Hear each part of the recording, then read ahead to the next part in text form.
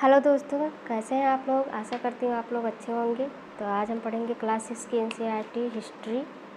और इससे पहले मैंने एक वीडियो बना चुकी हूँ और आप लोग जा कर के उसको देख लीजिएगा, तभी यहाँ पे समझ में आएगा। ठीक है, तो चलो देर ना करते हुए उत्तर पश्चिम के सुलेमान और किरथर पहाड़ियों हम पता लगाएंगे कि यहाँ पे हमें कौन कौन से अवशेष प्राप्त हुए हैं। ठीक है, इस क्षेत्र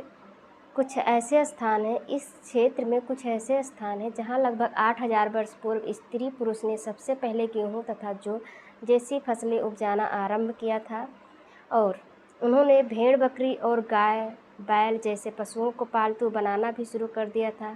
तो फिर जाहिर सी बात है कि जहाँ पे अनाज उगाया जाने लगा वहाँ पे पशु भी पालना स्टार्ट कर देंगे, क्योंकि पशु ही नहीं रहेंगे तो अनाज को कैसे उपजाएंगे।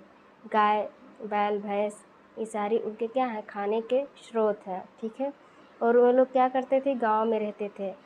देखो, जब फसल उगाने लगे तो गांव में रहेंगे ही, एक जगह पे क्या करें, वो लोग एक जगह पे रहने लगे। ठीक है, अब फिर आगे पढ़ते हैं कि उत्तर पूर्व में गारो तथा मध्य भारत में विंध्या पहाड़ियाँ, यहाँ पर हम देखेंगे कि क्या अवशेष मिले हैं हमें। ठीक है, कुछ ऐसे क्षेत्र थे जहाँ कृषि का विकास हुआ, जहाँ सबसे पहले क्या किया गया, चावल उपजाया गया। उत्तर पूर्व में गारो तथा मध्य भारत में विंध्या पहाड़ियाँ पर हमको क्या मिला, चावल उपजाया गया, चावल के अवशेष मिले। तभी मुझे पता चला कि वहाँ पे चावल उपजाया गया सबसे पहले। ठीक है, वो स्थान विंध्या के उत्तर में स्थित है, जहाँ पे चावल उपजाया गया है वो विंध्या के उत्तर में क्या है, स्थित है। तो आप लोग एनसीईआरटी के बुक में मैप बना हुआ है, उसमें देख लीजिएगा, तभी समझ में आएगा। ठीक है, और देखिए सिंधु तथा सहायक नदियाँ, हम सहायक नदियाँ किसे कहते हैं, सहायक नदियाँ हम उन्हें कहते हैं जो एक बड़ी नदी में जाकर क्या होती है, मिल जाती है, उसे हम सहायक नदी कहते हैं। और लगभग 4700 वर्ष पूर्व इन्हीं नदियों के किनारे तथा समुद्र तटवर्ती इलाकों में नगरों का विकास लगभग 25 वर्ष पूर्व, यानी 2500 वर्ष पूर्व पहले ही हो गया था। ठीक है, गंगा तथा इसकी सहायक नदियाँ क्या है, गंगा की सहायक नदियाँ क्या है, सोन नदी। अब सहायक नदी का बारे में तो आप जान ही चुके हैं कि कोई भी नदी एक बड़ी नदी में जाकर के मिल जाती है तो उसे ही हम सहायक नदी कहते हैं। ठीक है, गंगा के दक्षिण में इन नदियों के आसपास का क्षेत्र प्राचीन काल में एक क्या था, मगध, जिसको हम वर्तमान में किसके, बिहार के नाम से जानते हैं। यहाँ के शासक बहुत शक्तिशाली थे, उन्होंने एक विशाल राज्य स्थापित करके रखा था। इतने शक्तिशाली वहाँ के राजा थे कि वो विशाल राज्य स्थापित करके क्या थे, रखे थे। ठीक है, और मैं आगे पढ़ूँगी। और अन्य देशों में ऐसे ही राज्यों का क्या किया गया था, निर्माण किया गया था। ठीक है, ऐसे ही राज्यों का निर्माण किया गया था। कभी कभी हिमालय जैसे ऊंचे पर्वत, पहाड़ी, रेगिस्तान, नदी, समुद्र के कारण यात्रा बहुत समस्या में रहता था, तो क्या करते थे, फिर भी लोग यात्राएं करते थे, कोई काम के तलाश में, तो कभी प्राकृतिक आपदा के कारण। ठीक है, कहीं बाढ़ आ गया, भूकंप आ गया, तो उसके कारण भी एक स्थान से दूसरे स्थान पर क्या करते थे, लोग जाया करते थे। व्यापारी थे जो कभी अपने काफिले तो कभी अपने जहाज़ों में अपने साथ मूल्यवान वस्तु लेकर के क्या करते थे, एक स्थान से दूसरे स्थान में जाया करते थे, क्या करने के लिए, उसे बेचने के लिए। ठीक है, और धार्मिक गुरु थे, धार्मिक गुरु शिक्षा देने के लिए एक गांव से दूसरे गांव में जाया करते थे। क्यों, शिक्षा देने के लिए एक गांव से दूसरे गांव में जाया करते थे। और कुछ लोग और रोचक स्थानों को खोजने की चाह में यात्रा करते थे। आप देख सकते हैं आज लोग क्यों यात्राएं करते हैं, आज तो लोग नए नए जगहों पे घूमने जाते हैं, नए नए चीज़ें देखने जाते हैं। उपमहाद्वीप के बाहर से भी कुछ लोग आए और यही बस गए। लोगों के इस आवागमन में आज लोग यात्राएं क्यों करते हैं। ठीक है, आवागमन ने हमारी सांस्कृतिक परंपरा के समृद्ध किए। कई सौ वर्षों से लोग पत्थर को तराशने, संगीत रचने, यहाँ तक कि भोजन बनाने के लिए नए तरीकों के बारे में एक दूसरे के विचारों को क्या किए, अपनाते थे। ठीक है, अब हम जानेंगे कि भारत का नाम, हमारे देश का नाम भारत कैसे पड़ा। ठीक है, तो इंडिया शब्द इंडस से निकला है और संस्कृत में सिंधु कहा जाता है। ठीक है, क्या, संस्कृत में इसे हम सिंधु कहते हैं, ठीक है। और फिर सिंधु कहते हैं, और 1 मिनट, सिंधु कहते हैं। और लगभग 2500 वर्ष पूर्व उत्तर पश्चिम की ओर से आने वाले ईरानी और यूनानियों ने सिंधु को किस नाम से पुकारते थे? हिदोस अथवा इंदोस, ठीक है।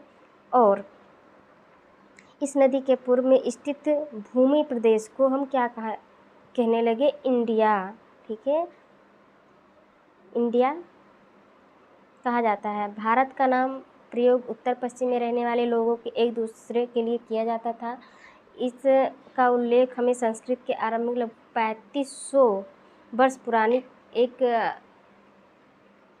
बुक है जिसे हम ऋग्वेद कहते हैं या कीर्ति कहते हैं, ठीक है। ऋग्वेद में इसकी उल्लेख मिला है। और फिर आगे हम क्या जानेंगे? अतीत के बारे में। अतीत के बारे में हम कैसे जानेंगे? उसके लिए सबसे पहले हमको कोई बुक चाहिए, कोई पांडुलिपि बोलते हैं, अभिलेख बोलते हैं। पुरानी चीज़ें तो पढ़ेंगे तभी हमको अतीत के बारे में क्या होगा पता चलेगा। अतीत का मतलब वही है कि पुरानी चीज़ों को बारे में जानना, ठीक है। तो हम क्या करेंगे? अतीत के लिए हम क्या पढ़ेंगे? अतीत के लिए क्या करेंगे? हम पुस्तक पढ़ सकते हैं, अखबार पढ़ सकते हैं, पुस्तक हाथों से लिखी होने। अब पांडुलिपि क्या है, ठीक है। अतीत के बारे में मैं जानना तो हम पांडुलिपि पढ़ेंगे, ठीक है। पांडुलिपि क्या है? पांडुलिपि क्यों कहते हैं? अंग्रेजी में पांडुलिपि के लिए प्रयुक्त होने वाला जो शब्द है उसको हम मैन्युस्क्रिप्ट कहते हैं, जो शब्द लैटिन शब्द से मेनू से, जिसका अर्थ है कि हाथ से लिखा गया या निकला। पांडुलिपि प्रायः ताड़पत्र अथवा हिमालय क्षेत्र में उगने वाले भुर्ज नामक पेड़ के छाल पर या उनकी पत्तियों पर क्या किया जाता था? लिखा जाता था। आप जानते हैं कि इतने साल पहले लिखा गया था तो आज वो कहाँ से रह पाएगा भाई? पत्तियाँ हैं, पेड़ के छाल हैं, ये सब तो जल भी सकती है, कीड़े लग सकते हैं, क्या हुए? ख़त्म हो चुके होंगे, ठीक है।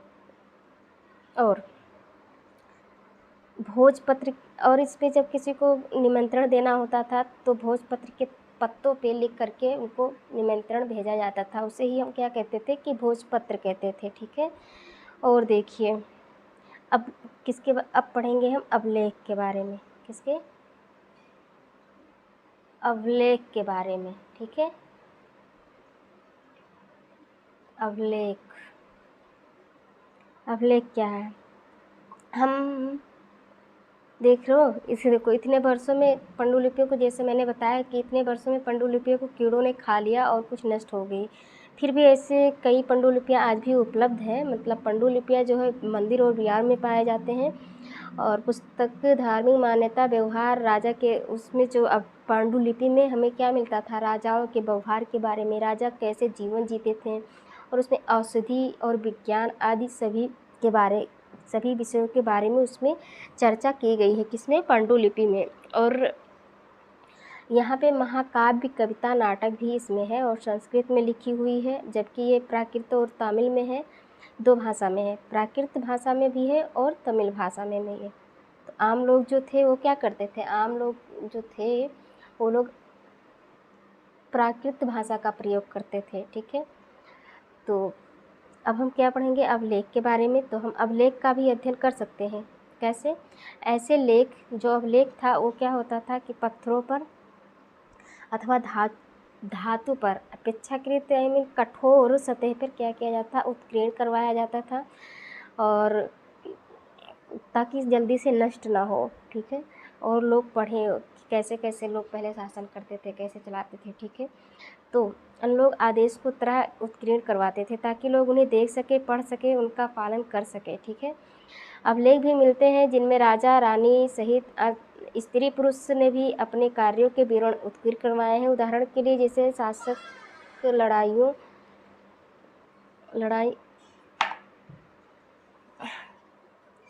में अर्जित विजयों का क्या करते थे? लेखा जोखा रखते थे, ठीक है।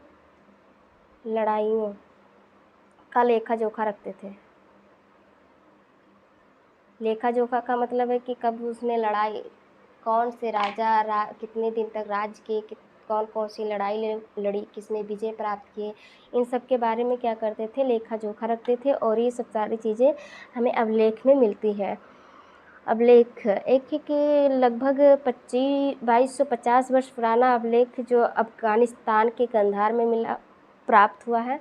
यह अभिलेख जो है अशोक नामक शासक के आदेश पर उत्कीर्ण करवाया गया था। इस शासक के विषय में जो अध्याय 8 में हम पढ़ेंगे।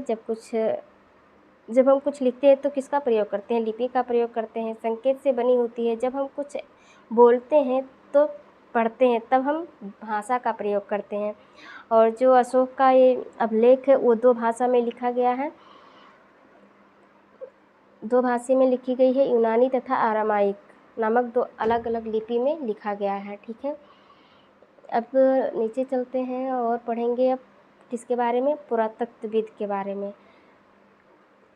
पांडुलिपि, अभिलेख अथवा पुरातत्वविद ज्ञात जानकारियाँ के लिए इतिहासकार प्राय क्या करते थे, स्रोत शब्द का प्रयोग करते थे। इतिहासकार उन्हें कहते हैं जो अतीत का अध्ययन करते हैं। ठीक है,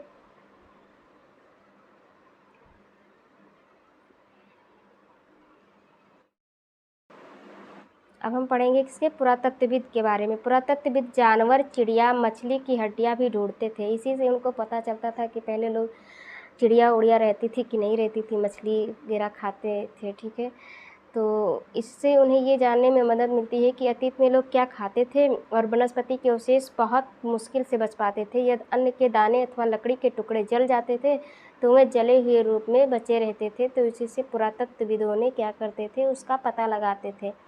ठीक है, अब हम पढ़ेंगे अतीत एक है या अनेक है। ठीक है, तो अतीत जो है वो शब्द प्रयोग किया गया है बहुवचन के रूप में। ऐसा इस तथ्य के लिए भी कि अलग अलग समूह के लोग के लिए अतीत के अलग अलग मायने थे। ठीक है, रानियों के जीवन से तथा व्यापारियों का जीवन, शिल्पकार का जीवन, इन सब के जीवन से बहुत अलग रहता था।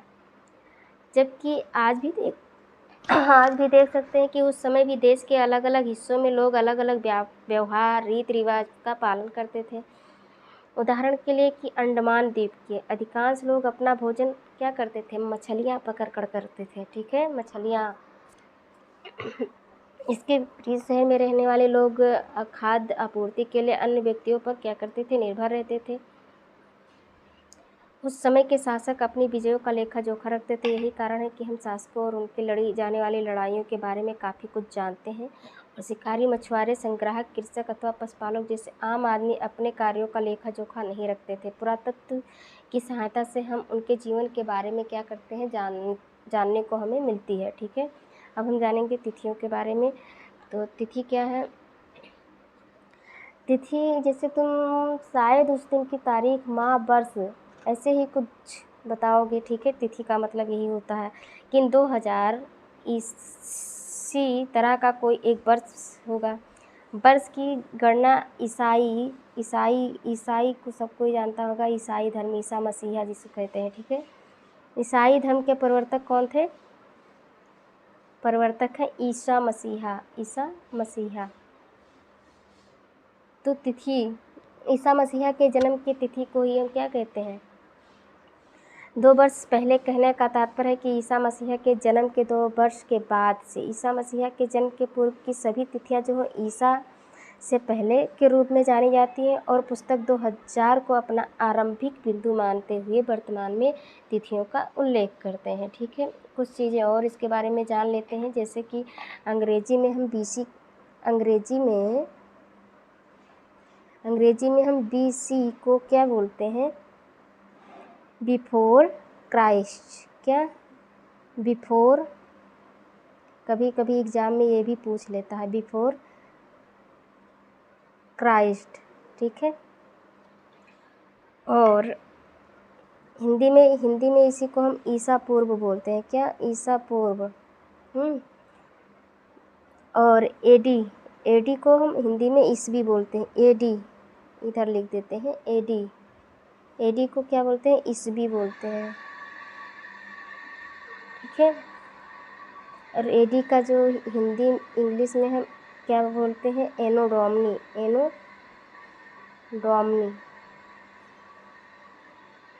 जो लैटिन शब्द से है इसका हम ईसा मसीहा के जन्म के वर्ष से मानते हैं। एडी की जगह पे हम सीई का भी प्रयोग कर लेते हैं और बीसी की जगह पर बीसीई का भी प्रयोग करते हैं। सीई अक्षरों का प्रयोग होता है सीई। सीई का मतलब होता है common era, common era, common era. और बीसी का मतलब होता है बीसी। बीसीई का मतलब होता है बिफोर, बिफोर कॉमन एरा। ठीक है। और कुछ जान लेते हैं कि बीपी, बीपी अक्षरों का मतलब होता है बिफोर प्रेजेंट, यानी वर्तमान से पहले। ठीक है। तो आप जान गए होंगे कि तिथि किसको कहते हैं, तिथि के बारे में भी पता हो गया होगा। तो आज के लिए इतना ही, और अब हम मिलते हैं नेक्स्ट वीडियो में। तब तक के लिए आप लोग पढ़ते रहिए और अपनी एग्ज़ाम की प्रिपरेशन करते रहिए। और मैं जो वीडियो बना रही हूँ क्लास 6 के बच्चों के लिए भी हेल्पफुल होगा, और सीटेट की जो तैयारी कर रहे हैं उनके लिए भी हेल्पफुल होगा। यहाँ से सीटेट में क्वेश्चन बनते हैं। ठीक है। तो आप लोग ध्यान से पढ़िएगा, और एनसीईआरटी की बुक हो तो उससे भी आप लोग देख लीजिएगा एक बार। ठीक है। तो वीडियो अच्छी लगी तो वीडियो को शेयर कर दीजिएगा और लाइक सब्सक्राइब भी कर दीजिएगा। इतने, थैंक यू।